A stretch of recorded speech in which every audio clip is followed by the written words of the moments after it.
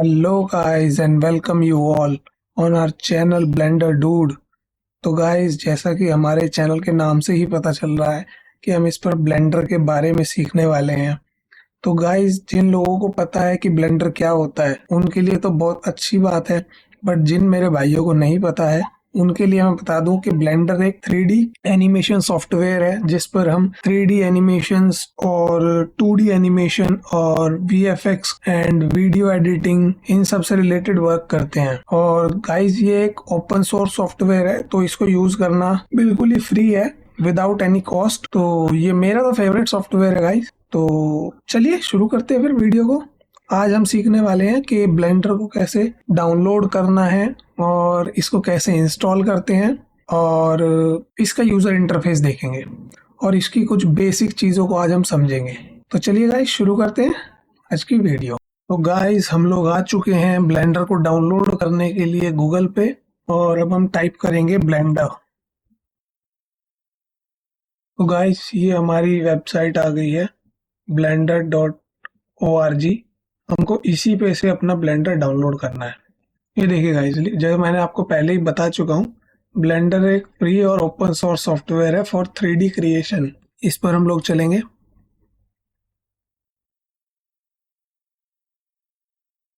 ये आ गया गाइस ब्लेंडर की हम साइट पर, और हम इसको डाउनलोड करेंगे। तो अभी जो ब्लेंडर का नया वर्जन आया है वो भी बीटा के अंदर है, तो हम इसका प्रीवियस वर्जन को इंस्टॉल कर लेंगे। पहले हम डाउनलोड्स पे चलेंगे। डाउनलोड ब्लेंडर और विंडोज। ये देखिए गाइस, यहाँ पर आपको इसके अदर वर्जन्स मिल जाएंगे। तो अभी हम इसको यही वर्जन इंस्टॉल कर लेते हैं।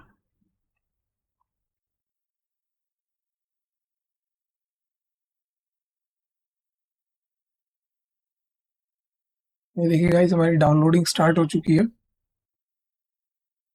और ये हमारा वर्जन है ब्लेंडर का 4.5.3। तो गाइस, हमारा ब्लेंडर डाउनलोड हो चुका है और अब हम चलेंगे डाउनलोड्स पर और इसके फोल्डर पे चलते हैं। तो ये आ गई हमारी ब्लेंडर की फाइल। अब हम इस पर डबल क्लिक करके इसको इंस्टॉल करेंगे, और इंस्टॉल में हम इसकी पाथ देंगे। सबसे पहले हम इसको नेक्स्ट करेंगे, देन हम इसका फोल्डर चेंज करेंगे। मेरे को फोल्डर ये नहीं रखना है, अगर आपको फोल्डर ये रखना है तो आप इसमें भी रख सकते हैं, ऐसा कोई इश्यू नहीं है। बट मैं इसकी पाथ को चेंज करना चाहूँगा। यहाँ पर बैक करूँगा program files, and I want to choose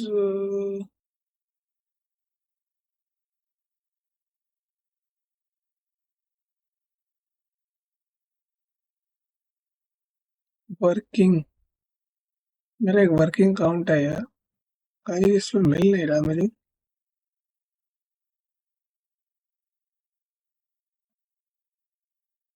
type करके तो नहीं आएगा क्योंकि सर्च का इस पर ऑप्शन भी नहीं है। तो गाइज, ये मैंने अपनी पाथ सिलेक्ट कर ली है और अब मैं इसको कंटिन्यू करूंगा आगे। ओके किया, नेक्स्ट किया, इंस्टॉल करेंगे। अब हमारी इंस्टॉलेशन स्टार्ट हो गई है, इसमें कुछ टाइम लगेगा।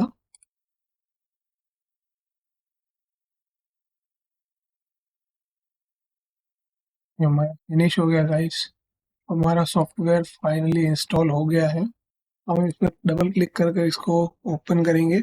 ये आ गई गाइस हमारी, इसको बोलते हैं हम फ्लैश स्क्रीन। जैसा कि मैंने आपको बताया था, जब हम इसके जनरल पर क्लिक करेंगे तो ये हमारी जनरल रहेगा, और जब हम इसकी 2D एनिमेशन पर क्लिक करेंगे तो ये हमें 2D एनिमेशन के ऊपर ले जाएगी। स्कल्पटिंग में हम इसकी, जैसे मूर्ति के तराशने वाले होते हैं जो मूर्ति बनाते हैं, वैसे हम इस उसको हम स्कल्पटिंग कहते हैं। तो वही चीज हम अपने ब्लेंडर पे भी कर सकते हैं। और उसके बाद आता है हमारा VFX। ये भी एक 3D एनिमेशन का पार्ट तो नहीं कह सकते, बट हाँ, ये भी एक बहुत बढ़िया चीज होती है। अगर आप इस पे अपनी पकड़ बना लेते हैं तो आप इंडस्ट्री के काफी बढ़िया खिलाड़ी बन सकते हैं। और फिर हमारा लास्ट आता है वीडियो एडिटिंग। तो इस पर हम गाइस इतनी बढ़िया तो वीडियो एडिटिंग नहीं कर सकते, बट हाँ, बेसिक लेवल की वीडियो एडिटिंग हम इस पर बड़े इजीली कर सकते हैं। वो भी हम देखेंगे अपने आने वाली वीडियोस में। तो चलिए हम इसकी फाइल को ओपन करते हैं। तो ये आ गया गाइस हमारा ब्लेंडर की स्क्रीन, ये हम अपने सॉफ्टवेयर में एंटर कर चुके हैं। तो गाइस जो हमें ब्लेंडर की फ्लैश स्क्रीन के बाद जब हम जनरल डॉक्यूमेंट को ओपन करते हैं, उसके बाद हमें ये 3 चीज़ देखने के लिए मिलती हैं। फर्स्ट है हमारा कैमरा, देन हमारा क्यूब, ये हमारी लाइट। ये 3 चीज़ हमें देखने के लिए मिलती हैं। और ये कुछ इसके टूल्स हैं गाइस, जैसे कि हम सिलेक्ट करने के लिए, ये हमारा सिलेक्शन टूल है जो अभी हमारा बाय डिफ़ॉल्ट हमें मिला है। जैसे कि हम इसको ऐसे करेंगे तो ये हमारा सिलेक्शन टूल है, सेलेक्ट कर लेगा इसके अंदर जो भी चीज़ें आएँगी। अब इसके सिलेक्शन के भी अलग-अलग टाइप्स हैं। हम इस पर अगर क्लिक को दबाए रखेंगे और माउस को ऐसे होवर करके सिलेक्ट बॉक्स पर लेकर जाएँगे, तो हम जो ये बॉक्स सिलेक्ट है, इस बॉक्स के अंदर जो भी आएगा वो बॉक्स सिलेक्ट हो जाएगा। ये हमारा ट्वीक भी सेम काम करता है और ये भी। अभी हमारा सर्कल सिलेक्ट है, जो भी इस सर्कल के अंदर आएगा, जब हम इसको क्लिक करके और इसको ऐसे घुमाएंगे तो जो भी इसके अंदर आएगा नीचे आ जाएगा इसके, वो सिलेक्ट हो जाएगा। अब हम इसको डीसिलेक्ट करने के लिए क्या करेंगे, कंट्रोल दबाकर और हम इसकी क्लिक दबा के माउस का और इसको ऐसे होवर करेंगे उसके ऊपर तो ये डीसिलेक्ट हो जाएगा। ये देखो ये भी डीसिलेक्ट हो गई। ये हमारा सिलेक्शन का तीसरा टाइप हो गया। ये हमारा चौथा टाइप है गाइस, लासो सेलेक्ट। अब हम इसको जो भी ऐसे करके बना देंगे, इसके अंदर जो भी होगा वो सिलेक्ट हो जाएगा। ये हो गया सिलेक्ट, ये हो गया सिलेक्ट। और अगर हम इसको पूरे को ऐसे कर देंगे तो ये तीनों चीजें सिलेक्ट हो जाएंगी। ये आता है गाइस हमारा 3D कर्सर। गाइस ये जो हमारा 3D कर्सर है, इसकी भी हमारी 3D एनिमेशन में बहुत अहम भूमिका होती है। और इसका क्या काम है ये हम अभी देखते हैं। ये हमने इसको सिलेक्ट किया 3D कर्सर को। अब ये जो गाइस हमारा है ये 3D कर्सर होता है हमारा। तो हम जब इसको यहाँ पर करेंगे तो ये हमारा 3D कर्सर इधर मूव हो जाएगा।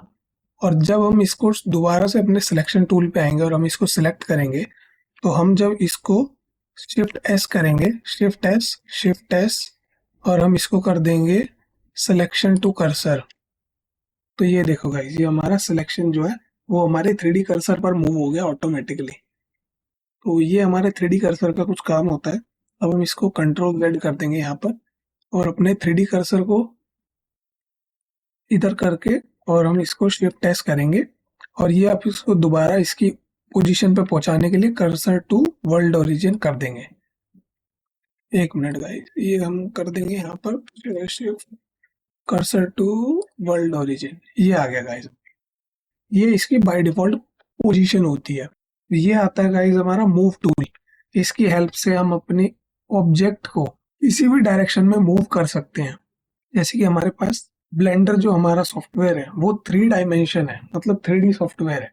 तो इसमें हमारे पास 3 एक्सिस होती हैं, एक तो वाई एक्सिस, जेड एक्सिस और एक्स एक्सिस।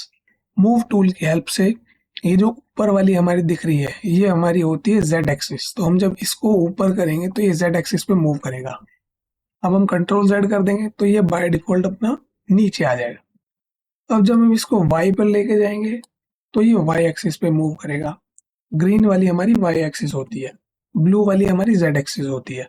अब जब हम इसको एक्स एक्सिस पे ले जाना होगा तो हम रेड पे क्लिक करेंगे क्योंकि रेड हमारी एक्स एक्सिस होती है। तो मूव टूल का हमारा ये काम होता है। उसके बाद आते हैं हम हमारे रोटेट टूल पे।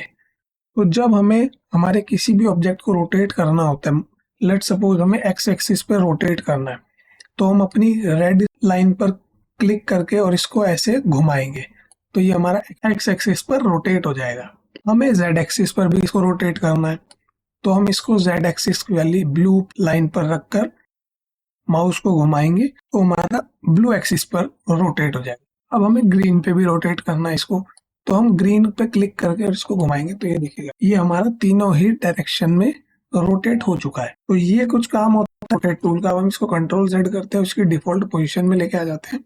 अब हम आते हैं गाइस अपने स्केल टूल में। स्केल टूल की हेल्प से हम इसको जेड एक्सिस पर भी हम इसको बड़ा कर सकते हैं, एक्स एक्सिस पर भी हम इसको बड़ा कर सकते हैं, वाई एक्सिस पर भी हम इसको बड़ा कर सकते हैं। इन शॉर्ट स्केल टूल की हेल्प से हम अपने किसी भी ऑब्जेक्ट को X Y and Z direction में स्केल कर सकते हैं। कंट्रोल जेड करके हम इसको इसके ओरिजिनल शेप में लेके आएंगे। अब ये होता है गाइस ट्रांसफॉर्म टूल। इस ट्रांसफॉर्म टूल की हेल्प से हम तीनों चीज एक ही उससे कर सकते हैं, मूव, रोटेट एंड स्केल। ये देखिए, मूव को करने के लिए ये हमारा ब्लू आ चुका है, ये मूव हो जाएगा। जेड डायरेक्शन पर ही घुमाने के लिए इसको हम ब्लू पे क्लिक करेंगे तो ये घूम गया। अब हम इसको जेड पे ही बड़ा करना है, तो हमने ऐसे कर लिया। ऐसे ही हम एक्स वाई जेड तीनों एक्सिस पे मूव, रोटेट एंड स्केल तीनों काम इस एक ही ट्रांसफॉर्म टूल से कर सकते हैं।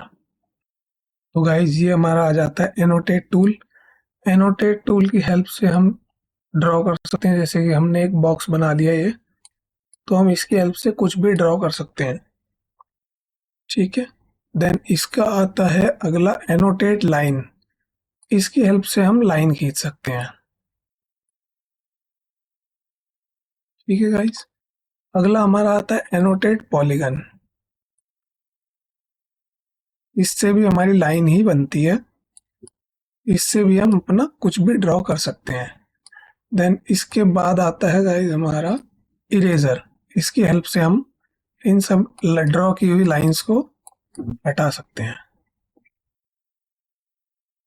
ये देखिए कितनी इजीली हमने इसको इरेज कर दिया।